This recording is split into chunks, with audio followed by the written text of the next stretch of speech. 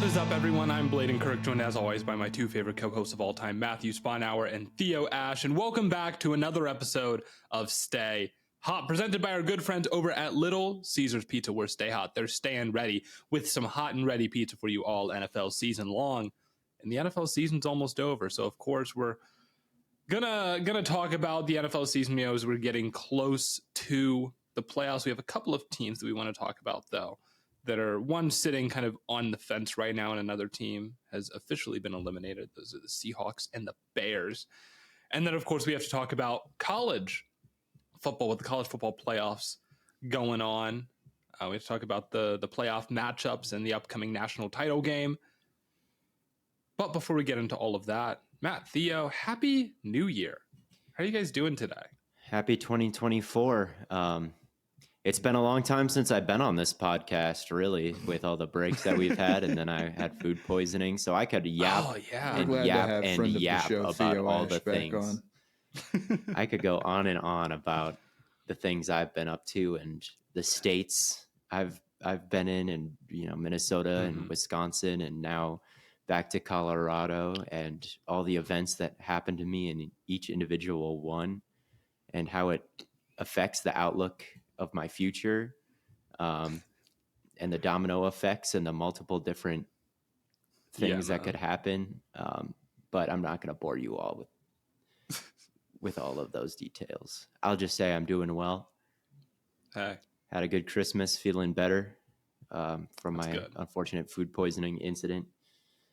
Do you know what it was that you ate? No, I don't really know what it was.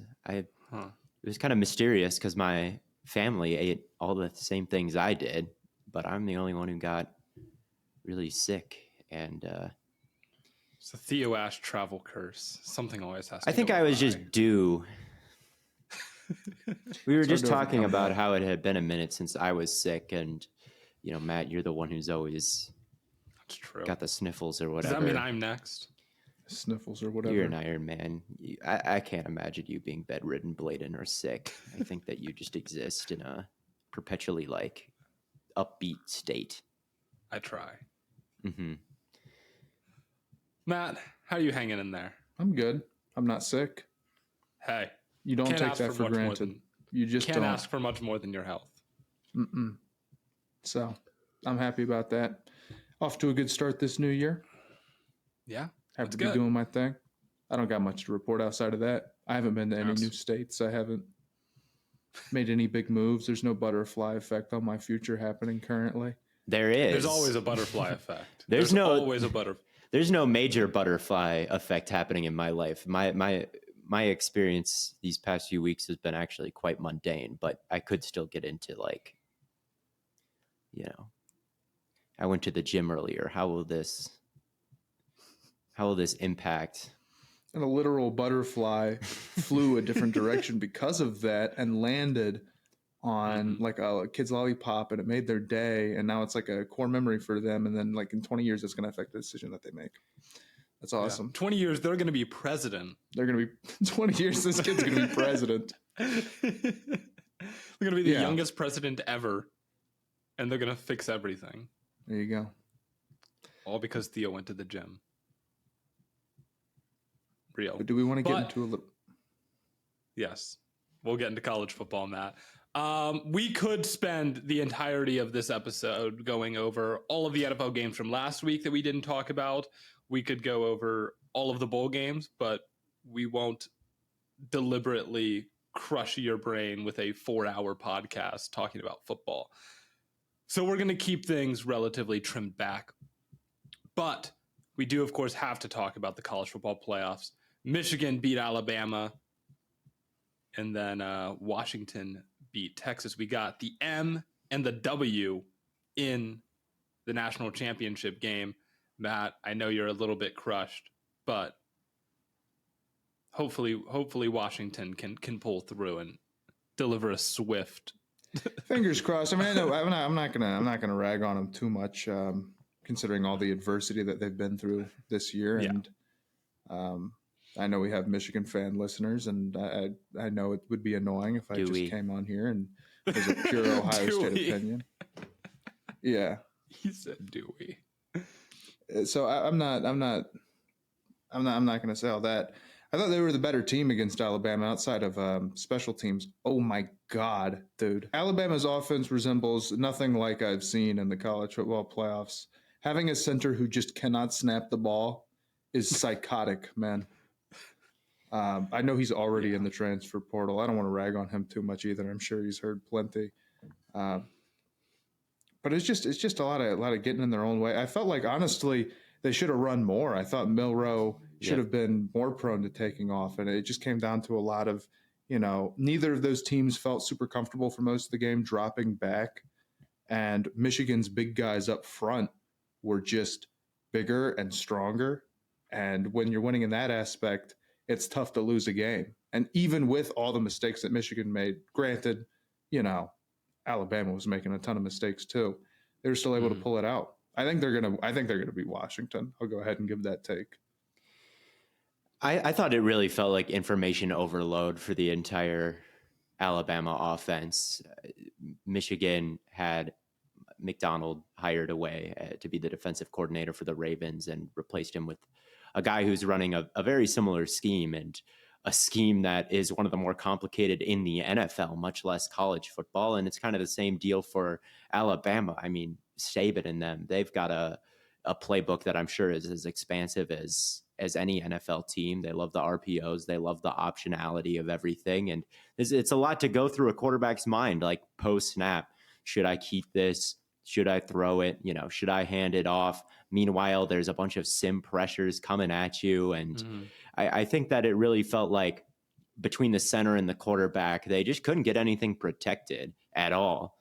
And that's really what it came down to. And I almost wonder if there was a point in the first half where they were like, well, we got to figure it out. Like, we got to keep calling these drop backs and like get our protections right early in the game so we can get to it later. Because I agree, Matt, I thought there should have been more, a boot or like a screen, like throw it a short one just like right behind the defense instead of trying to drop back and maneuver through all these stunters and blitzers or whatever.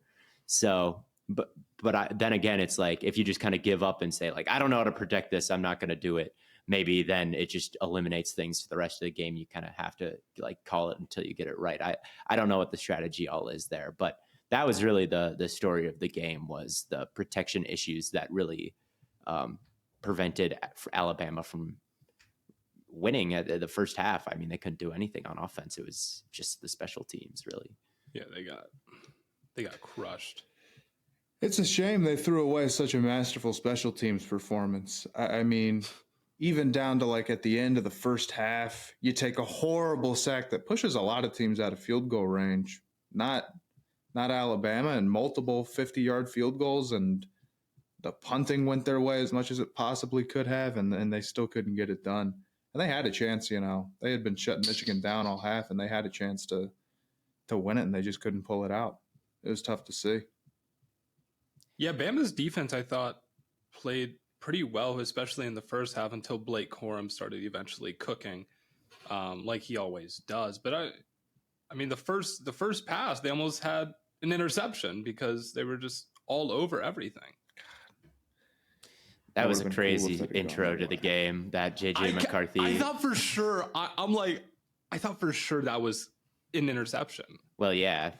I thought JJ played a decent game overall. I do want to give him some credit. I thought that, after that first play, he didn't really make any kind of major mistake. I loved the play where he caught it on the trick play, like behind him with one hand, and then whipped around and threw a dime. That was pretty unbelievable. Overall, in the second half, I thought they were a bit unlucky. There was one play where he threw a slant or some sort of in-breaker a bit behind his intended target, and he couldn't catch it and keep moving upfield. There was another slant that he threw that went right through his guy's hands that potentially could have moved the chains. Like, Alabama shot themselves in the foot, but Michigan did to some extent as well. It wasn't to the same degree.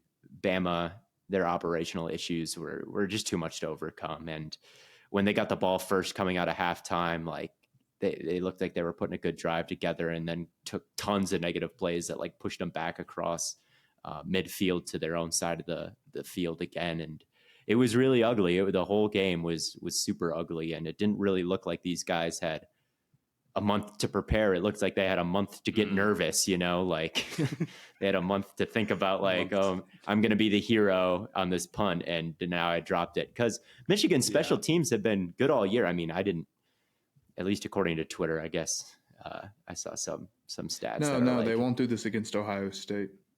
No, they won't. No such luck. You would think that's what Ryan Day was hoping for when he was punting it on a 4th and short. Oh, yeah. I mean, instead of challenging it, instead of going for it, why not punt it and hope they fumble? Like, we have a mismatch in the special Analytics teams. don't take this into account, I'm afraid. So true.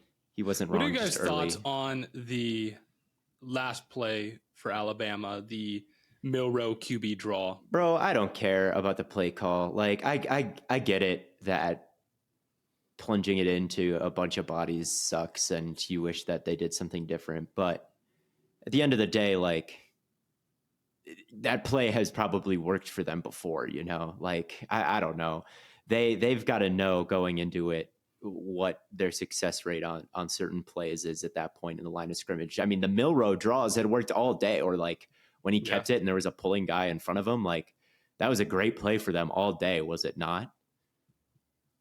And then to have it not work in that moment, like maybe I would have rather seen something else, like a boot, get him out in space, put some optionality into it. I think what I would have done. I just think Michigan was so prepared for them to try to just like not try to air it out at all. You get a boot and it'll be a little bit different. You don't have to worry about quite as much about the protection, and you can still, get it a little bit deeper without, and you have the Milroe run option. But the RPO, you're sort of playing into their hands by keeping everything behind the line of scrimmage. Yeah, that is true. They did that swing pass. That swing pass, like that was perhaps baked into it, was not a throwable football. If they would have thrown that, everyone would have really questioned the play call behind the line of scrimmage. Yeah, and I'll say their play call definitely was not, like QB draw or anything. It wasn't just like Milroe go forward, and it got blown up because of a bad snap and bad blocking. But yeah, it's not as bad as Twitter says, but I still don't think it was a good play call. Yeah, I guess I can agree with that. That I probably would have liked to, if I was calling the play on Madden, I don't know what I'd call in that situation.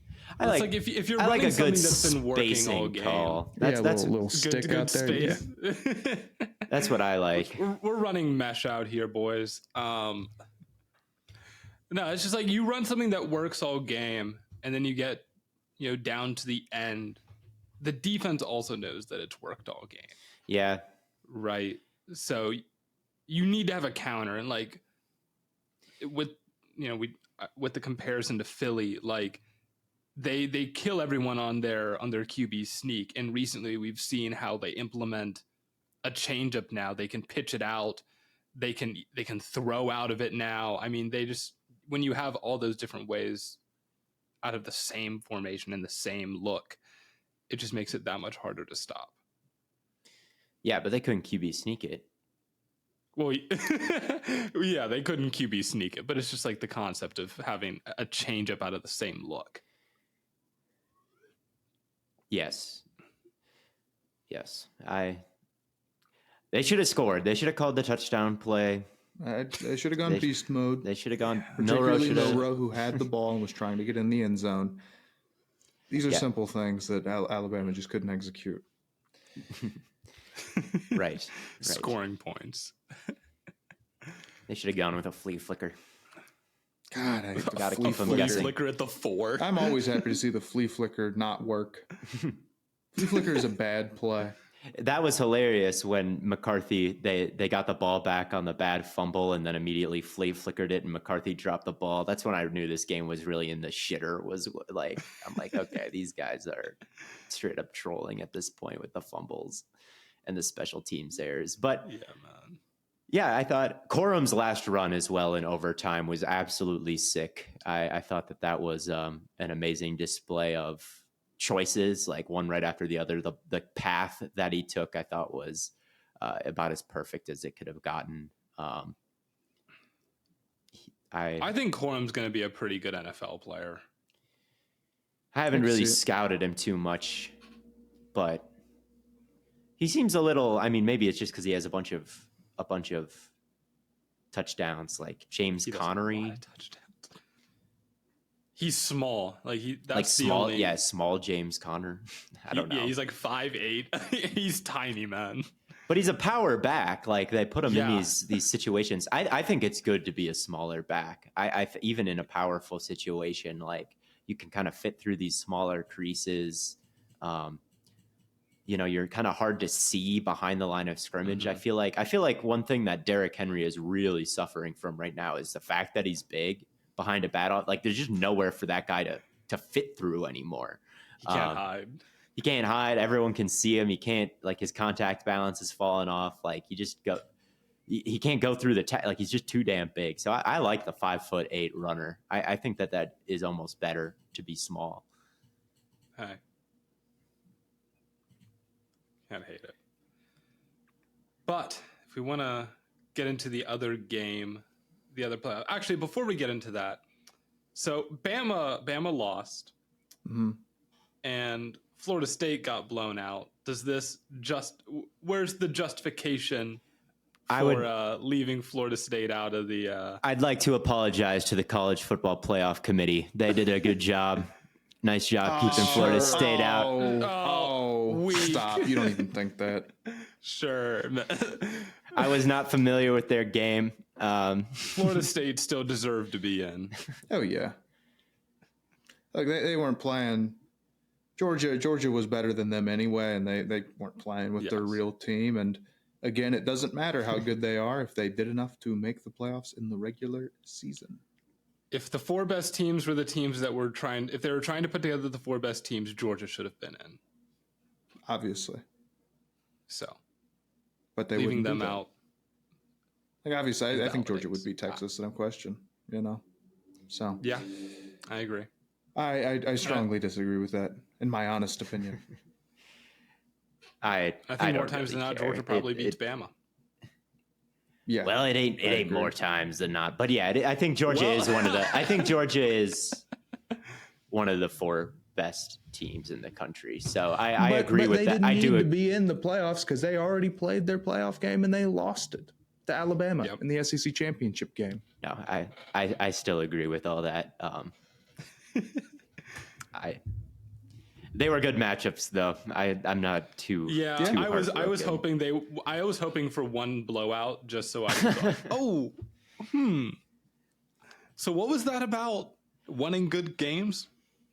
But it wasn't going to happen from the moment the playoff schedule was released. These two teams on both matchups were very evenly matched. Like it looked like a banger on paper when they announced it, and that's why they chose what they did. It's like Florida State isn't going to be a banger, and these two matchups are. And is hunting for bangers worth the integrity of the game? A lot would say yes, but no. I agree that I mean, it doesn't matter what I think now because at the time I would have voted for Florida State. And that's as simple as it gets. And it doesn't matter what we think because it's already happened. But yes, I agree with you guys. But Steph Curry makes you believe that you can do anything. I mean, look at me. He has me believing that I can shoot threes when I play pickup basketball. And the Curry 11s are specifically designed with ultimate bounce, grip, and stability to allow everyone to do their thing. New generations of ball players are coming up and showing the basketball world that the old rules do not apply. The future is exciting, fast, positive, and hungry. This NBA season, rock your favorite player and rep his shoes on and off the court. The Curry 11s are perfect for both the committed and casual ballers. The UA Warp Tech makes the shoe feel like it was designed for your feet, locked in no matter what you do on the court. Stop in your tracks with dual density UA Flow cushioning and traction, an emergency brake that you don't even notice.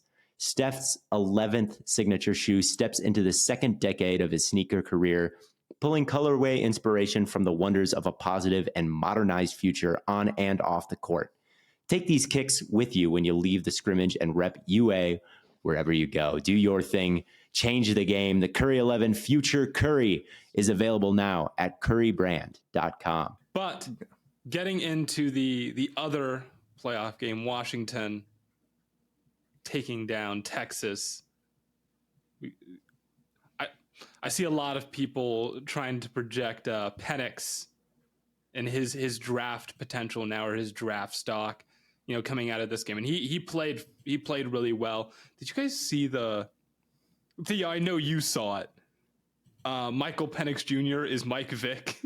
Oh yeah, I mean, the lazy comps are out of control right now. I mean, absolutely out of control. I've posted my May videos on TikTok and on Twitter, and like the quote tweets are acting like the guy is Taylor Heineke because he went to UNC.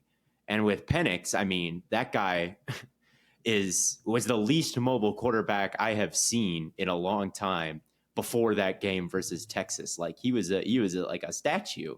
And then he gets the Michael Vick comparison because he's a black lefty, which is even more egregious than the UNC stuff. It's a sad state of affairs. But and they have the same first name.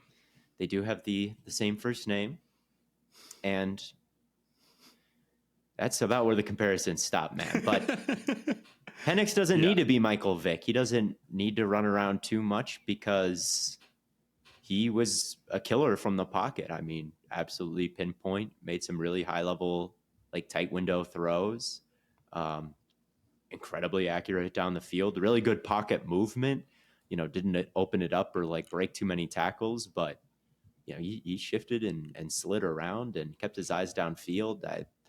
How can you not like the performance? It was fantastic. It was fantastic. He threw for over 400, so can't ask for a lot more than that. No.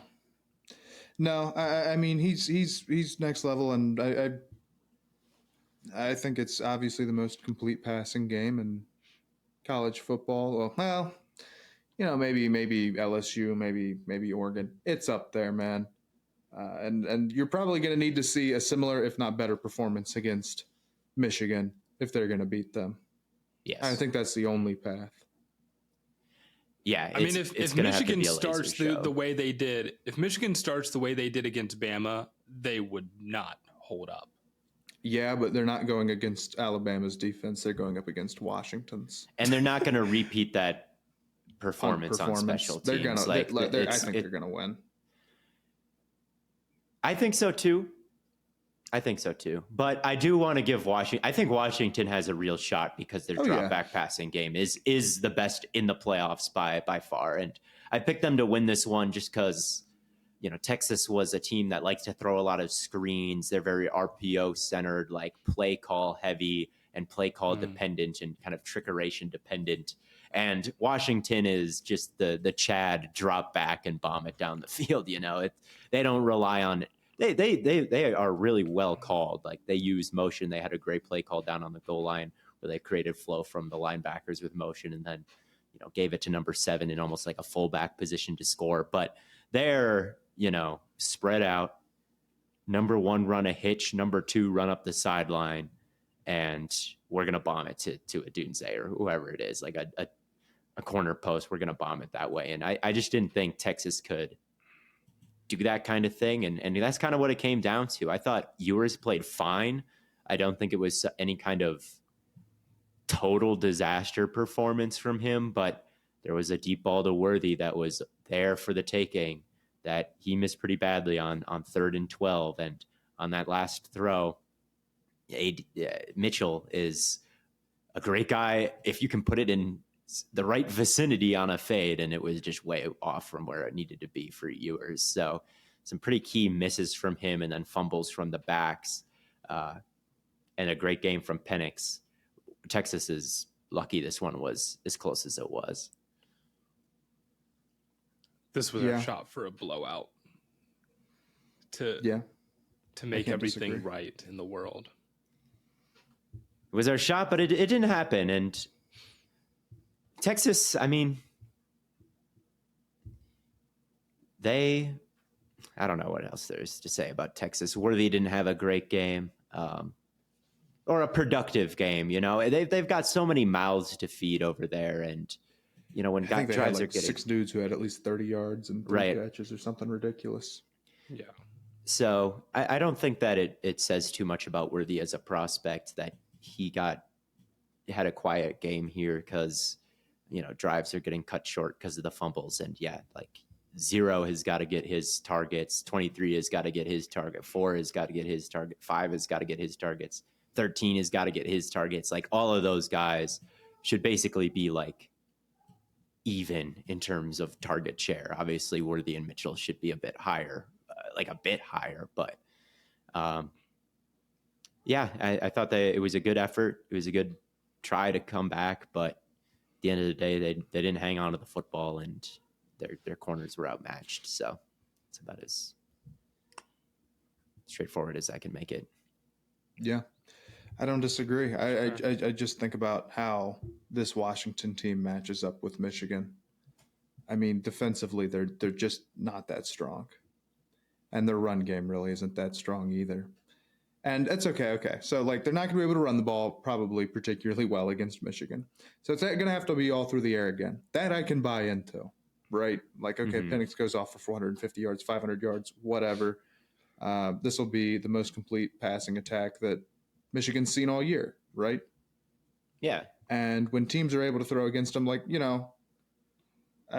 don't think these corners are unbeatable or anything. I think you look at Washington's receiving room versus Michigan's corners. I like Washington's receiving room, even though Michigan's corners are not weak at all. But you get to the defensive side of the ball, and it's Texas ran all over Washington. Yep, they did. They haven't been very good all year. And I guess maybe what you're hoping for is, well, maybe Michigan hasn't had to try to go match a high-powered offense like this, and there's some truth to that. But I think with all the motion stuff, I think JJ is going to have a huge game, and I think Washington's pass defense is going to be atrocious against these guys. If Alabama couldn't get it done in the last few minutes, although they did for most of the game, I think they're going to be able to do quite a lot.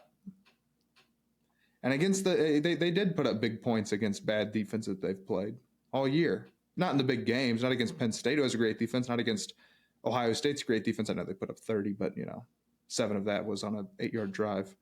And not against Alabama, but Washington is far closer to the Big Ten schools that they played rather than the top ranked schools that Michigan played, at least defensively. There's obviously a chance where they just outgun them just straight up, but I think Michigan's defense is going to be able to make enough plays, and I just don't think Washington's will. I think that's got to be the hope, right? Yeah. Is that you can just go throw. throw. And that's Washington in every game, pretty much. And I'll give them this. They're had the close game juice this year. They have. They've had the close game juice this year as much as you possibly can, dude. Oh, my God. Odunze is just straight money in those situations, and that's really why. I mean, I can't remember the exact time left in the game, but Penix had about 390 yards. He is about to hit 400. It was a drive. Was it to put the field goal on the board to make it a 2-possession game? I think it was. And just that money throw to Odunze down the sideline where he doesn't even extend his hands at all. He just waits for it to hit him right in the chest, and then he pins it so the corner can't even really look at it. By the time that ball was out, as soon as he released, I felt like. Yeah, I mean, yeah, it was. And the corner for Texas got his head around when Odunze caught the football, because that was the first motion with his hands, was the act of actually catching it. So when he thought he saw hands go out, he looked for the ball up in the air, but the ball was already right in Odunze's chest. So if it gets close down the stretch like that, Odunze has been coming up with those kinds of plays all year. I do think that it'll be a good game. I do think that I feel like Michigan's a bit more balanced on all sides. I do think that their defense and their rushing attack matter. But the drop back passing game is the great equalizer. It is I think the biggest needle mover when you can do that. But and their drop back passing game with McCarthy is kind of non-existent. But their They're 14-0 with it. But they've had good passing days against bad defenses, and what worries me is it's like tight game because Washington is just doing exactly what they need to, and you get down to the last few minutes, and Michigan gets the ball and just takes all the time off the clock, and Washington can't do anything. That's what would worry me. Washington this year, though, 8 single-score wins, 5 in a row right now. Damn. They've got close game juice. And we've seen teams in college football just have the close game juice and win a bunch of one-score games and be the underdog in the national title and get it done anyway. It happens. 4.5 points is 4.5 points. That's the spread. It ain't much. It's totally possible. But I think Michigan's going to win the game. I think so too. I think so too. I think that they're the favorites, and that's what I'll go with. Harbaugh too. I think he's been in. Has he won a big game though? I guess he's been in them before. If I give my opinion, against James Franklin and Ryan Day, he's done great. I'll give him this one over Saban though. Yeah. We'll see. It's Bama or Saban was undefeated against number 1 opponents coming into that game. Really, so, all time? Or not all time in the college football playoffs. Oh, in the college football playoff era. I was gonna say that's crazy. How many times have he gone up against the number 1? He was 5-0. 5-0, really? Dang. Yeah, that's still crazy. I was like, I didn't see that coming. He was undefeated, but I do think Washington's offensive line is not going to fold against the sim pressures. I like that unit on the first. Not as much as Alabama's. It was funny. The first 2 sacks happened, and I was like, okay, well, imagine there's 8 sacks, which is what I'm expecting. We just got 2 out of the way right there. We're all good. Let's go ahead and get these over with, and then we'll figure it out. And they did get better. They did get a little bit better as the game went on. But I can't remember the last time an Alabama team looked like that, to be completely honest with you. Yeah, they were pathetic. They looked totally out of sorts. And I don't think DeBoer and Washington is going to look like that at all. But it'll be a good game. We will be tuned in. If Michigan wins, I don't know what'll happen on this podcast. I don't know what it means. Will come and save us. I'm not worried. How do you guys think? You think Harbaugh is gone after this game? I think so. Any spots in mind? Dude, I don't know. If he goes to Carolina, they did that shit. If he decides to go coach for Carolina, I promise you they cheated. That is a smoking gun. That's like an FBI sting operation. They're like, no John, this is way. This is David Tepper. I'd like to come in for an interview, and if he shows up, that's when the FBI can get him. If they win this one, though, what does Harbaugh have left to prove at Michigan? Nothing.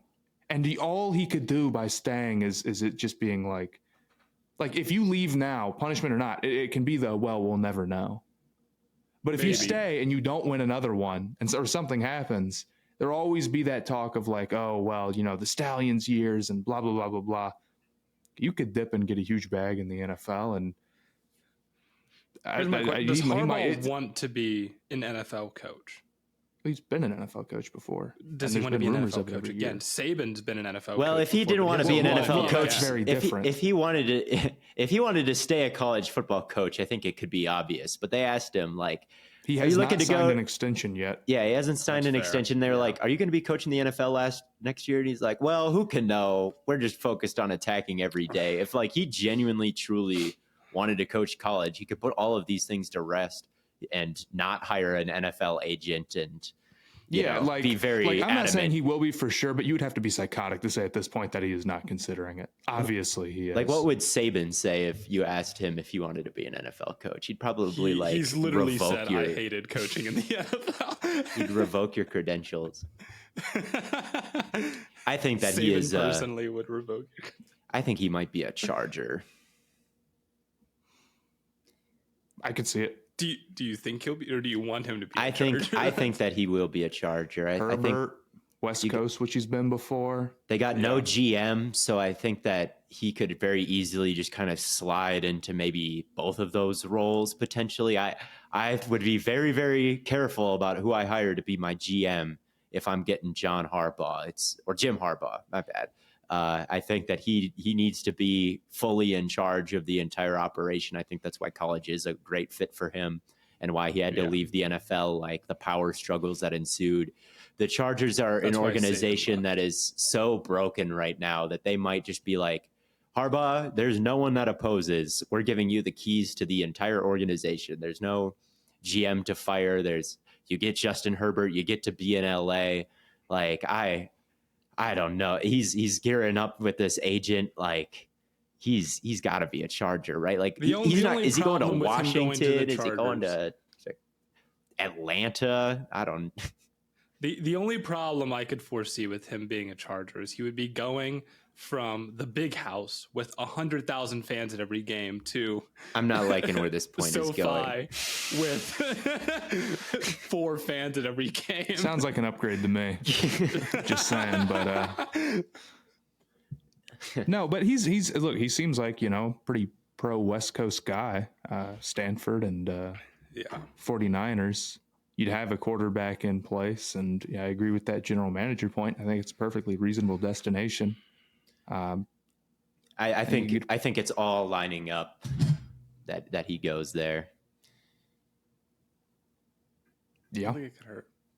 I think it's very possible. He'd have to be psychotic to pick the Panthers, man. There is no way that him or Ben Johnson will be the Carolina Panthers head coach. Or damn near anybody. Or Mike McDonald. No one in their right mind is picking the Carolina Panthers. Who you got? You're going to get... Steve Wilkes dodged an all-time bullet, man. Oh, my God, dude. Panthers head coach or 49ers defensive coordinator? Real. Frank Reich lost his love for the game, man. He's done forever, dude. They're going to be getting Seattle's leftovers when they gut their coaching staff after doing a terrible job this year. Right, it's going to be come on down, it's the Shane Waldron, for what you did to Gino 2 years ago. Yeah, it's the only hope they have. Bryce is going to be the first player coach. Or Thielen, maybe. He's a vet. He's calling himself 200 screens in a single season. No, he's setting some Thielen's a team player. Records. I feel like Thielen would call himself less targets.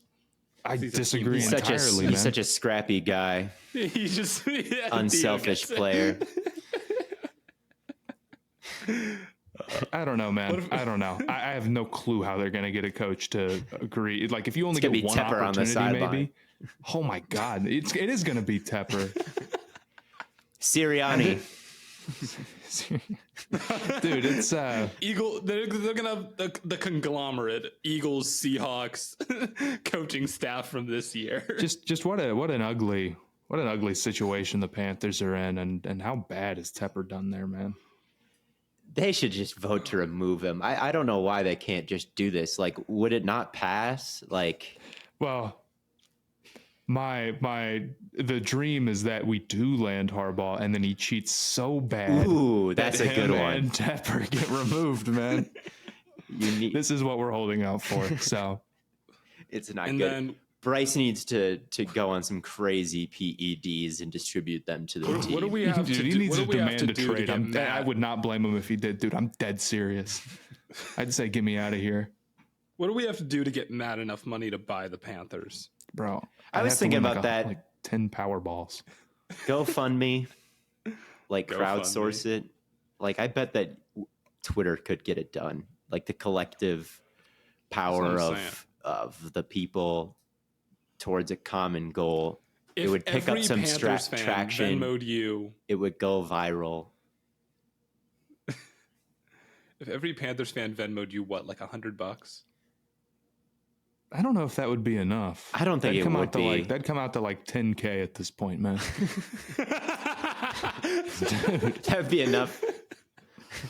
That'd be enough for like a It's suite. not even a at the down game. payment on like a house. If one Panthers fan, You can attend a Saints Venmos me game at the front $100, I can row. buy out all the tickets to a single game, though.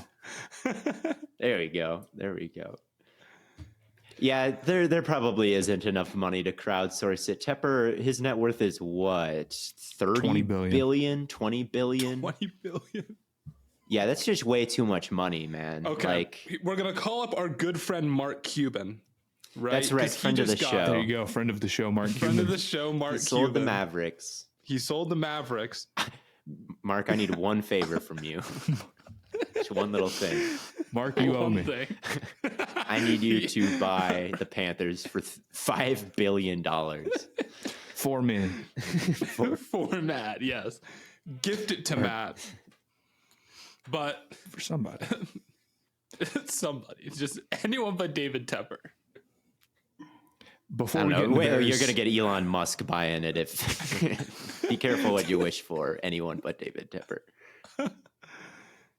Leave in the comments, would Elon Musk be a better owner than David Tepper? No way would he be a better owner. He'd name this. He would.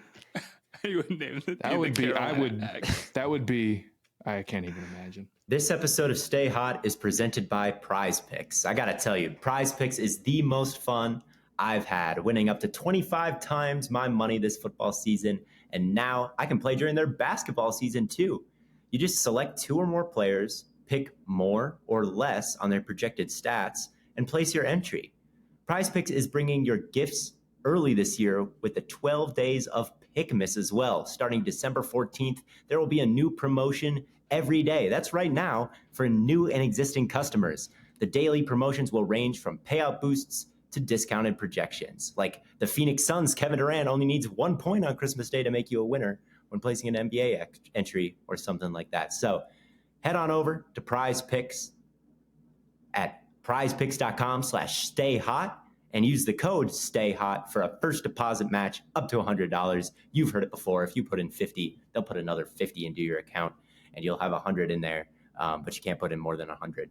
It's up to $100. So that's prizepicks.com/stayhot and have fun picking. But do we want to get into the Chicago Bears and what they should do with the number 1 overall pick? Because they have clinched it at this point, if I'm not mistaken. I would love to get into it. Somebody's clinched it, but they've got it. Right, yeah. Somebody's clinched it. We won't say who. Not Do you naming guys names. think this is an easy decision if they should move off from Fields and go with a quarterback? I think it would have been somewhat of a difficult decision if they made the playoffs, because there was like that 1% chance that they could have made it. Yeah. But I think now that they've been eliminated, I think it's pretty easy. I think it's pretty easy that you take Williams or like whoever you like better between Williams and May. It's obvious that you do that. I mean, I'm sorry for the rude awakening Bears fans. I like Fields. I think that he's on an upward trajectory. I think that a lot of the reason that he was so miserable in terms of statistics before was because they never surrounded him with enough talent. I get it. I get liking Fields. He had a great game against the Falcons. He made some sick plays and all that. However, here are the Bears' passing numbers since Fields returned from injury in week 11. Yeah. 29th in yards per game, 5 touchdowns to 3 interceptions, Top 10. 24th in adjusted net yards per attempt, 18th in passing EPA, and 29th in positive play rate through the air. Too little, too late, I'm afraid, for Justin Fields. It's very obvious that the right thing to do here is take a quarterback. All right, you reset the rookie wage scale, and Poles has been fast and loose with these contracts that he's handing out, right? Like Montez Sweat, you bring him in the building. You can't let him go after just a couple of weeks. He gets all the leverage. You know, whether you think he'll live up to it in the future, if you think he already has or not, you know, it was a big contract. Tremaine Edmonds, that's a big contract. Keeping DJ Moore around, that's a big contract. That all doesn't matter. That all goes out the window. That all resets if you go with May or Caleb Williams. And if you don't, people have this idea, or Bears fans have this idea, that Justin Fields is going to be cheap No. If you're Justin Fields and they pass on May and Caleb to keep you, hold out right then and there and demand $50 million. They have to pay it. Yeah. Daniel Jones got 160 mil, dog. Yeah. You're getting paid. He's getting paid. And it would be sooner. They're like, oh, we can pick up his 5th-year option. We can do all these things. If you stay at number 1 and pick Marvin or whatever, like they should, like they're not going 2 years without paying Justin Fields after that. Like he should demand a contract basically immediately if that happens and push for it. So, and he would have all the leverage in that situation because they can't get rid of him after they just passed on 2 huge quarterback prospects. Yeah. May and Williams both are better prospects than Fields was coming out. There are safer projections going forward, and their contracts are better. And the Bears passing attack, they need major juice. They need major juice. Since Fields has come back there, below average in all these statistics, guess who's number 1 in a lot of them? It's the Green Bay Packers with Jordan Love. All right. Like you're going to be fine with rolling with no agenda. Like I get it that Bears fans don't like me. I'm a Packer fan or whatever. Jordan Love has 30 touchdowns this year. Jordan Love has been balling out these last couple weeks. All right. Yeah. Like you're behind the 8 ball. You have I guess, depending on what Kirk Cousins does, like arguably the worst quarterback in the division. Like the easiest way to add juice to that offense, fix your cap situation, like upgrade. You can trade Fields for something. Like it's not like he's absolutely valueless, especially if he has a good game and beats the Packers. Like I don't see how it's even a debate. Here's my question then. What would a team, because I've seen like a couple people on Twitter suggest trading, like other fan bases suggesting what they would trade up to get number 1. What would it take? I thought you were talking about what to trade for Fields. Well, they're both interesting discussions. Well, yeah. I think Fields would be around a Darnold package. A 2nd and a 4. Maybe a little bit less, maybe a little bit more. Kind of depends on the team. He's shown enough so where there's probably going to be a team that just doesn't have another great quarterback option, or they want his running ability, who gives him a shot. I don't think it's unreasonable to think that at all. I do agree with you, Theo, about moving on from Fields. My position has always been, going in outside of year 3 and you still haven't proven you're a franchise quarterback, the hit rate on those guys is next to nothing. I mean, the only examples I can think of are like Drew Brees, kind of, who had made a Pro Bowl, although I guess for what that's worth, that may have been worth more back in the day. And then like Alex Smith, like those are the 2 big ones, but that's to about 70 misses, right? Yeah, right. I feel a little bad for Fields because typically you can be good enough to play your team out of in position to, draft a top quarterback. Panthers didn't allow that to happen, and it's tough. And I understand that, Marvin Harrison is incredibly enticing, as he should be. He's a fantastic player. But I think that a lot of wanting to keep Fields comes from, first off, he's Chicago's guy. They've been backing him for a while. And he's a likable guy, and he's a fun player, and I want him to succeed, just as much as everybody else. But I think most of it is, if we say we have to draft a quarterback, then it doesn't feel like, in my mind, we're making the team better, because I thought we already had a young quarterback who I'm hopeful about, and now we're spending this major asset just to replace something that we hopefully thought we already had. Right. Whereas if Fields is good and that's our solution, perfect, and then we can use the 1st overall pick on something much more fun. And I understand that, and I sort of get the opportunity cost of not drafting a quarterback versus using it somewhere else. But I think ultimately what it comes down to is, if you are sticking with Fields, you have to think that he will be better than May and better than Williams. And I think the odds are heavily, heavily against that.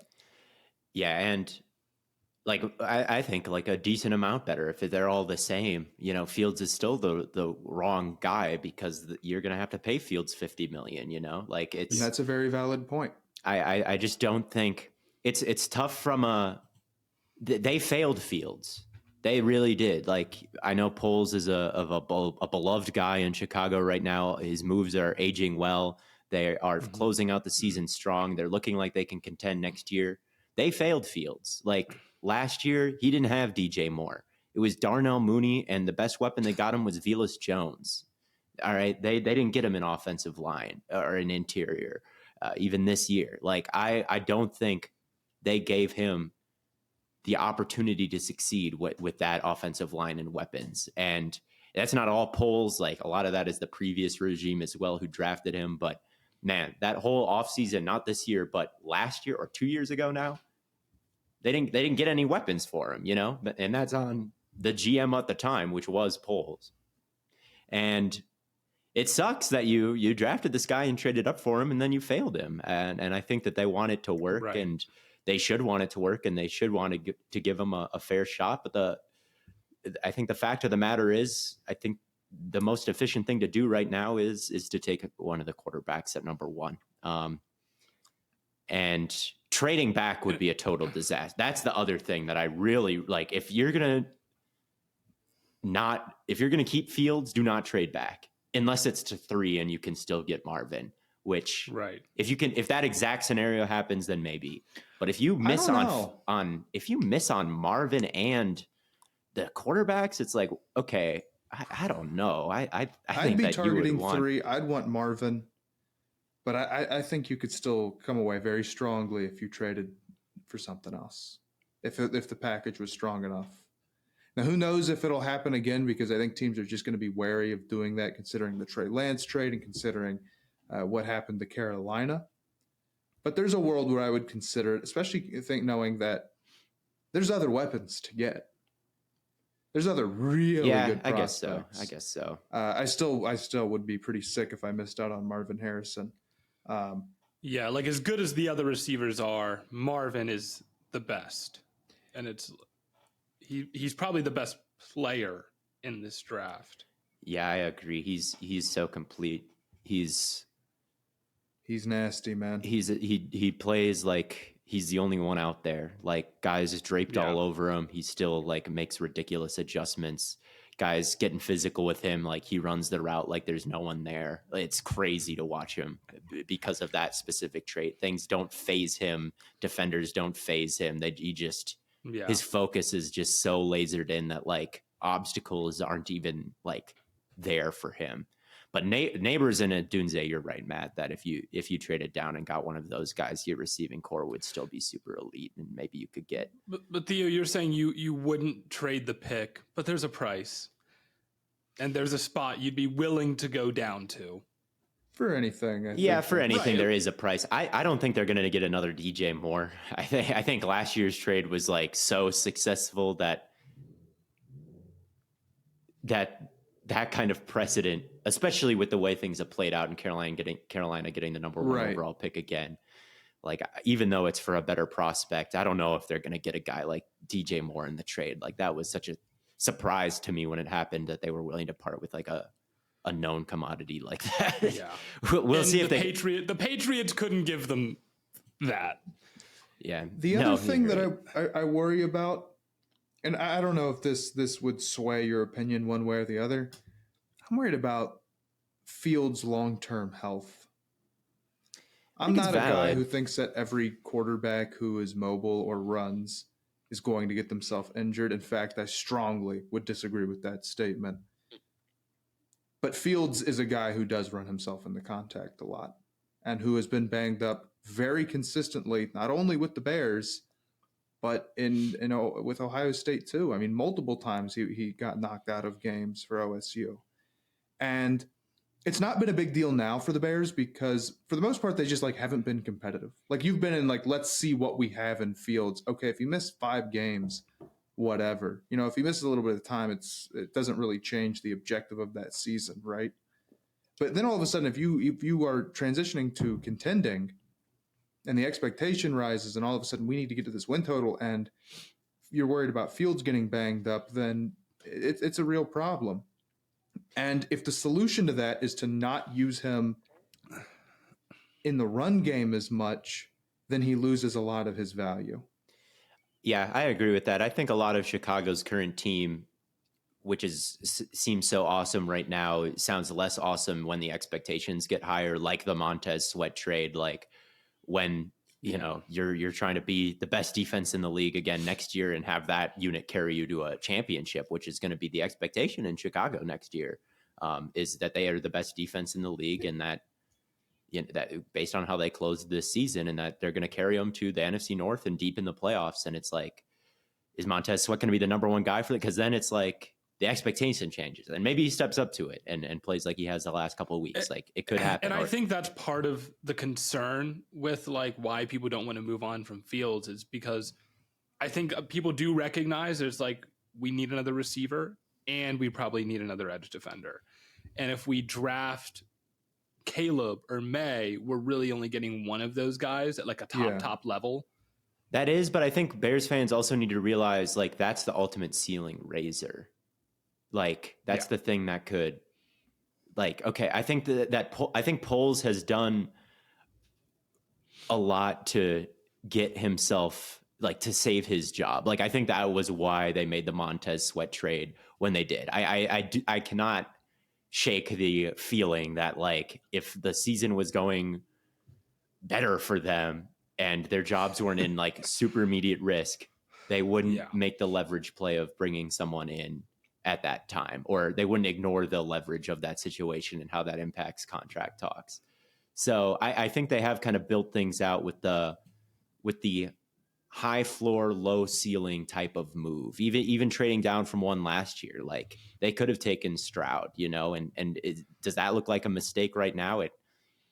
They got a lot in that trade, but Stroud is incredible, So would you do it again? It worked out in the sense that the Panthers gave you another shot at a quarterback, so it's hard to say that it didn't. You're right. And even then, I don't think giving up on Fields after 2 years would have been an easy thing to do. I'm just saying, yes, I agree. I mean, I was in the camp that they should have traded that pick last year, but this year I think that they, this core has turned it around.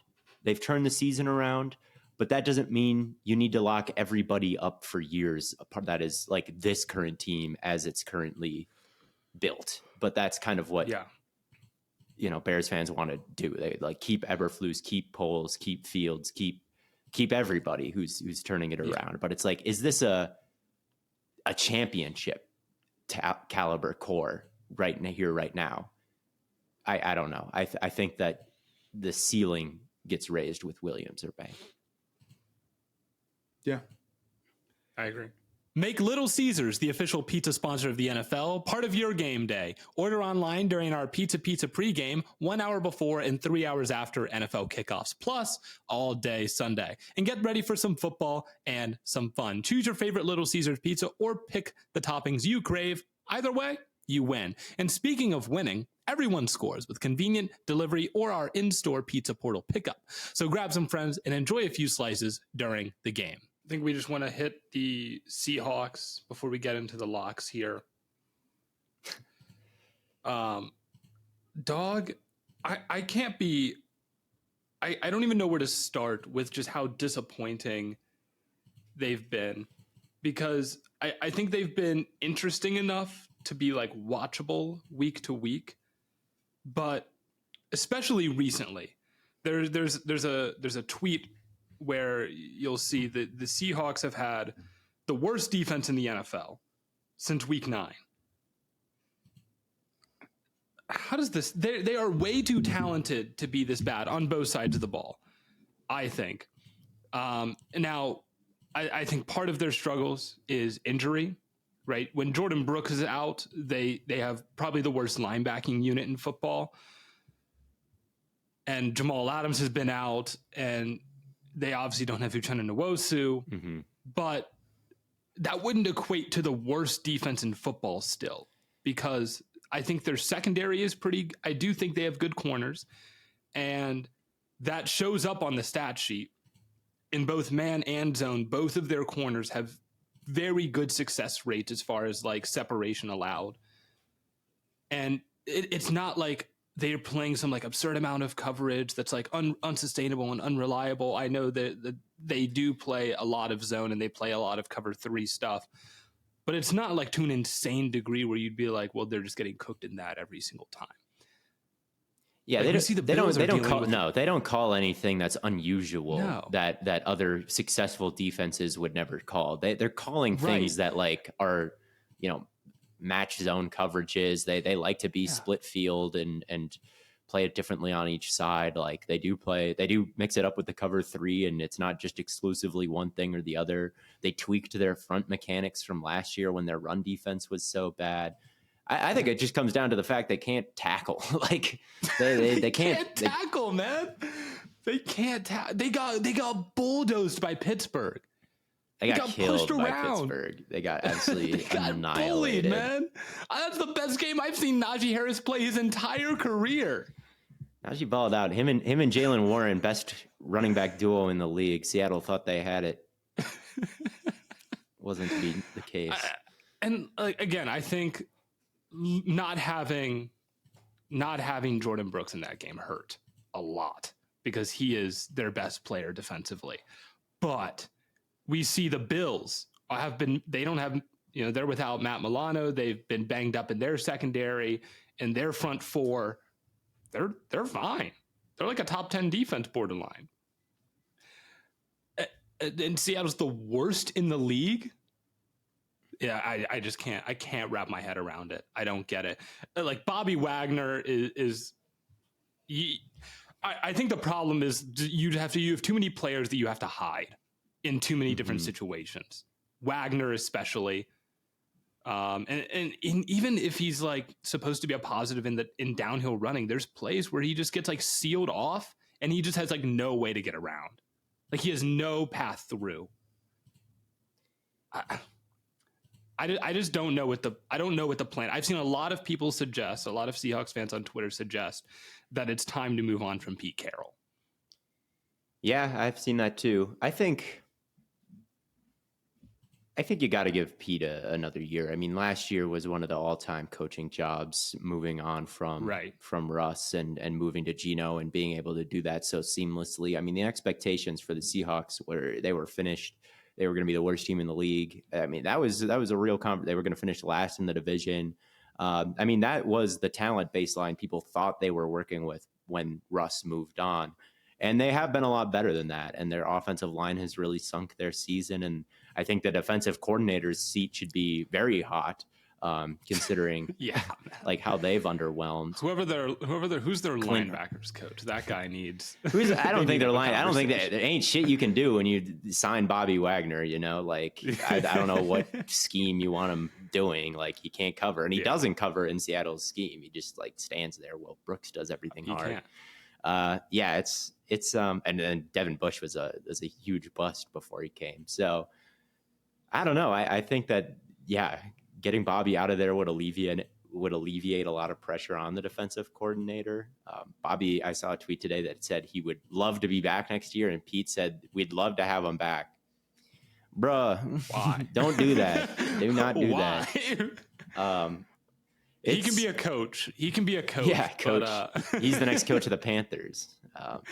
Bobby Wagner coaching the Panthers. May as well be, man.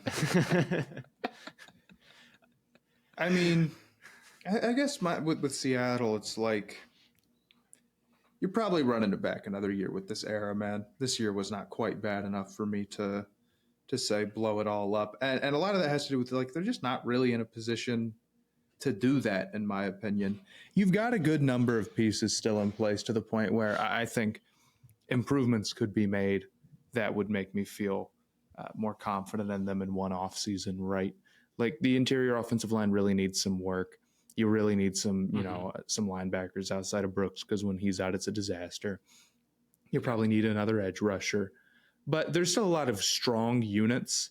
I know this has also been a down year for Geno, but sitting at 15, he balled in the Steelers game. It might be tough, and I just don't think he's been quite that level of bad. And to me, their strategy just seems like let's run it back one more time, let's hit on some pieces in the draft, and let's see what we can do.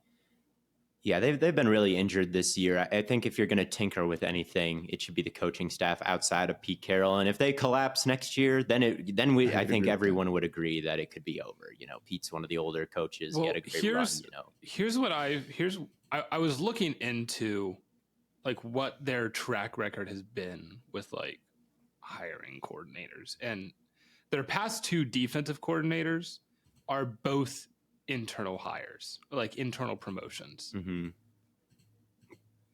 Now, I know we say like with interim guys, you don't want to hire the interim. I might be leaning towards you may want to avoid hire like internal promotions if possible. Like I think there's only certain situations where that's really successful. Like Ben Johnson in Detroit. He was their tight ends coach before he was their offensive coordinator. And then I think San Francisco is like the only other place where you see successful like building through like your coaching staff, like building internally. Everywhere else, all of the best coordinators in the league were like outside hires. I'm trying to think of a list in my head.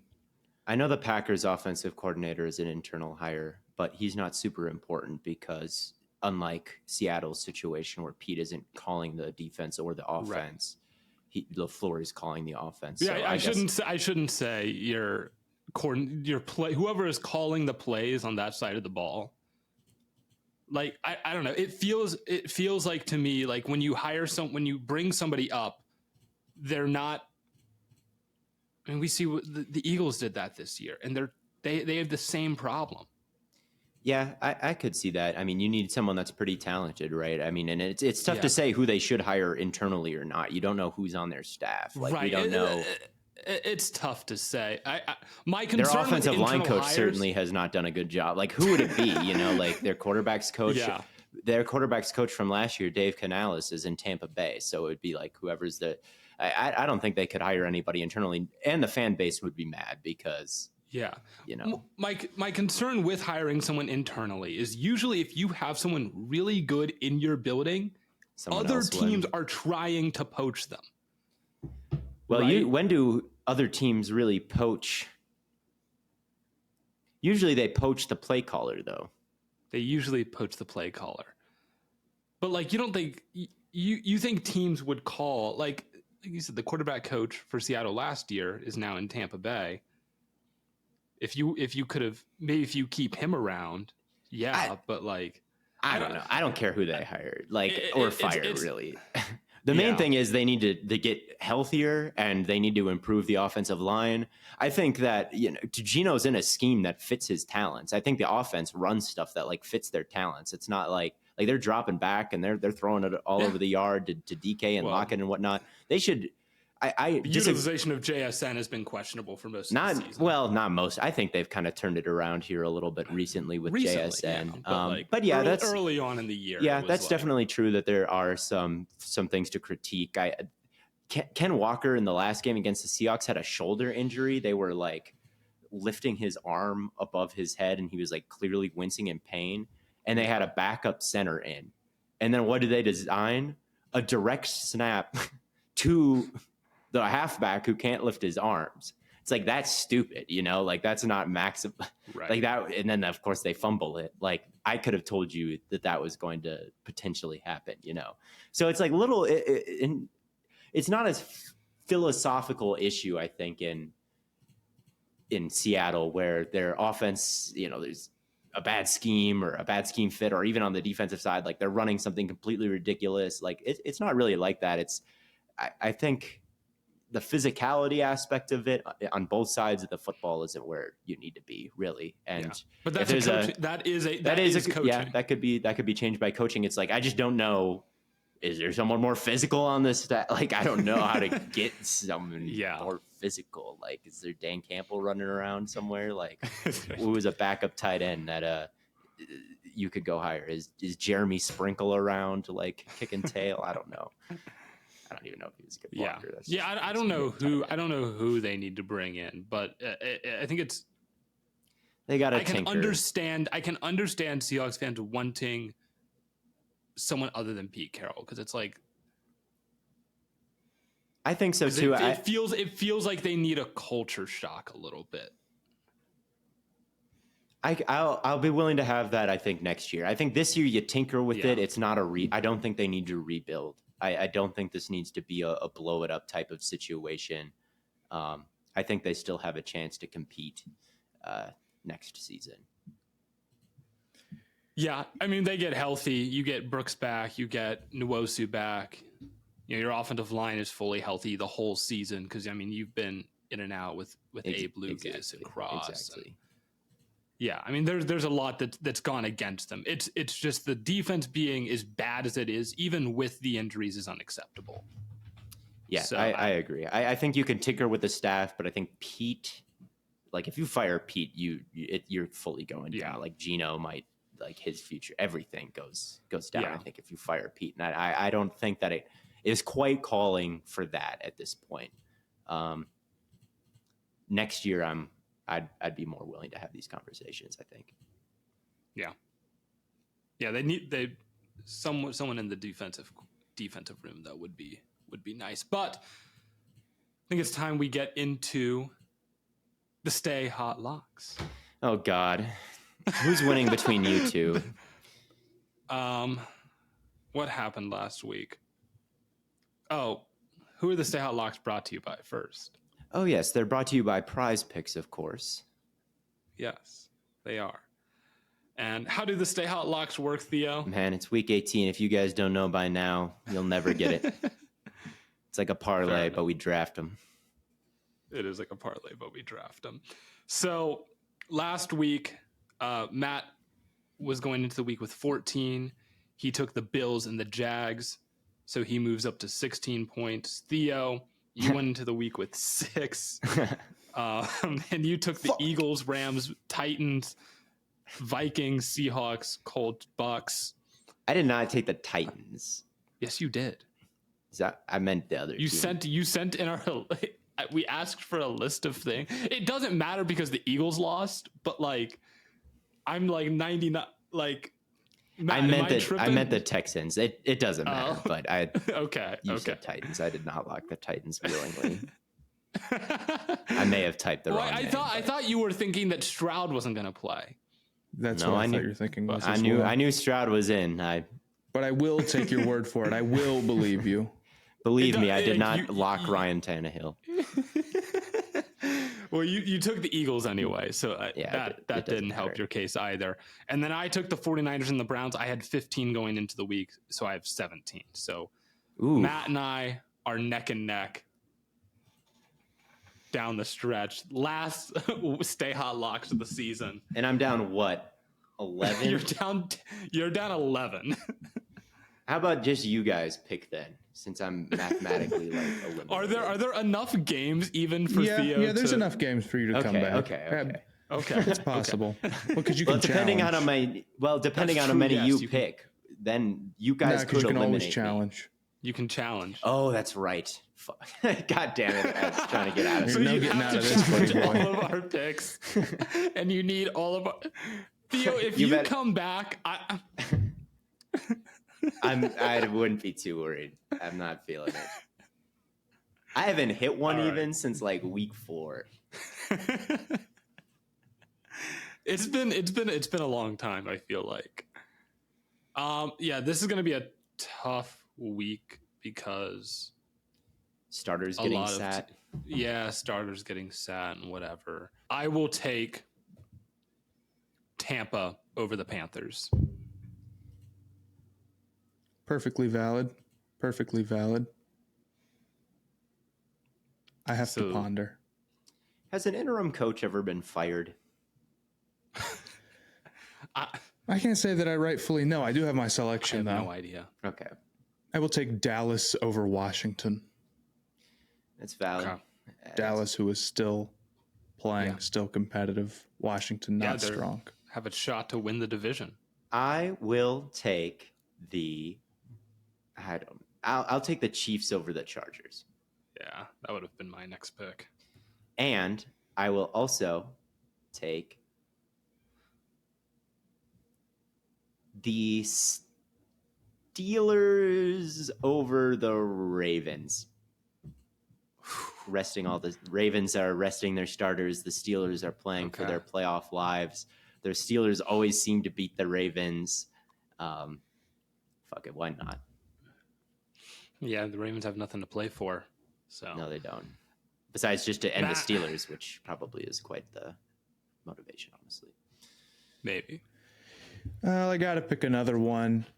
I think the Browns are arresting a ton of people, if I'm not mistaken. No, they are. All right, I'll take Cincinnati then, who is not eliminated, so they'll be trying their hardest. Yes, they are. The Bengals are eliminated? They are eliminated. Are they? They are? Dang, oh, okay, yeah, hold on. When they lost to Kansas City. Bengals are eliminated. Yes, they are. Yeah, I forgot about resting that. anybody. I was thinking about taking Cincinnati too. And since Cincinnati is heavy favorites. All right, I'll ride with the spread as I usually do. I'll go Cincinnati -7. Sure, why not? I'm going to take the Niners because they are not resting their starters. Except for Purdy, but like... That's very fair. This will be the nail in the coffin for the Purdy MVP narratives. Well, that ship sailed a couple on Christmas. Sailed. I'm going to take the biggest lock yet, one that is guaranteed to hit because it always does. The Packers over the Bears. Wait. Automatic win. Is it your turn? No, it's not. I was so excited. Anyway, though. Usually I'm after you, Blaiden.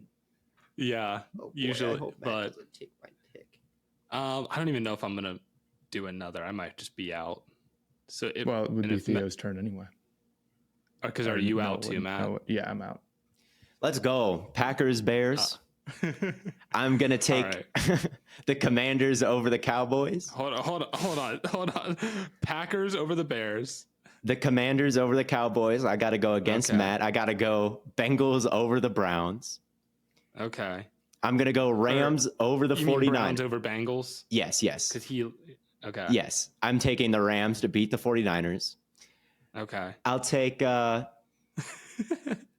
Jaguar. Well, I don't know about the Jaguars, actually. I'll take the Lions to beat the Vikings. Has that already been done? No. I'll take that. I'll take Bills over Dolphins. Sure. I'll take Giants over Eagles. Hold on. Theo, do you want to hear how many points you're at like 12? This would be 12. So you'd need to hit this and for me and Blaiden to miss, although you already need me and Blaiden to miss for your picks to hit. Mm-hmm. So I'd stop picking. Yeah, so you're at... Wait, I don't want... I have picked... Are you taking Giants over Eagles? No, I'm not going to do that. I'm going to take the Saints over the Falcons. Okay. I think that still puts you at 12, actually. I miscounted. Yeah, that's 12. Then I'll stop there. Okay. And that's my Hail Mary. Sweet. So the final Stay Hot lock tally for this week, the final week of the Stay Hot locks. Matt has 16 points, is locking the Cowboys and the Bengals. Theo has 6 points. He is locking the Chiefs, the Steelers, the Packers, the Commanders. That's a challenge. The Browns, that's a challenge. The Rams, that's a challenge. The Lions, the Bills, and the Saints. If all of those hits, Theo wins. And then I have 17, and I'm taking the Bucks and the 49ers. This will determine whether or not Matt is due, if I will go back-to-back, or if Theo has some devil magic and is able to pull out a miraculous victory. But if this hits, 2024 is officially my year. I mean, you already had the Dalvin Cook. You already have the Dalvin Cook. That doesn't make it my year. The Dalvin Cook belt. That doesn't make it my year. But I think that pretty much wraps things up for another episode of Stay Hot. We will be back on our regular schedule. We know we missed, episodes on New Year's and Christmas, but cut us some slack, man. I got people DMing me like, where's the episode? I'm like, it's Christmas, brother. Like, what are we talking about?